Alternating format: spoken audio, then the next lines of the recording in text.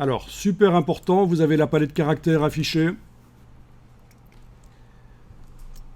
Je vous en parle très tôt dans le cours parce que c'est tellement important. Les espacements entre les caractères ne sont peut-être pas très bons. Vous pourriez avoir l'impression qu'il y a des espaces qui sont trop grands ou des espaces pas assez grands. Donc voilà ce que vous allez faire en ayant avec la flèche noire la ligne de texte sélectionnée. Vous allez demander ici dans la palette caractères. Est-ce que la palette caractères chez vous apparaît entièrement comme ça? Oui, j'imagine. Il faut demander optique à la place de auto. Parce qu'actuellement, vous êtes en métrique. Il s'est automatiquement mis en réglage métrique et on va forcer le réglage optique. Regardez ce qui se passe sur vos caractères. Ils ont bougé.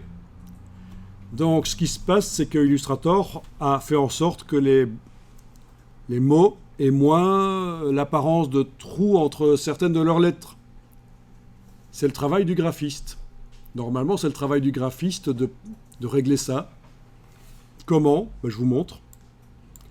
Comment est-ce qu'on aurait pu faire ça? Si on ne connaissait pas ce réglage-là qui fait ça tout seul, comment est-ce qu'on aurait fait ça? Et c'est d'ailleurs ce qu'on fait aussi pour aller plus loin. Une fois que le réglage est mis, on peut aussi aller plus loin. Vous prenez l'outil texte, vous cliquez entre deux caractères, vous avez le curseur texte qui clignote et vous jouez ici.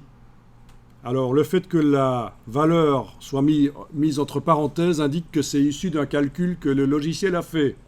Mais dès que vous allez vous éloigner de ça, ça disparaît les parenthèses. Parce que c'est vous qui avez décidé la valeur maintenant.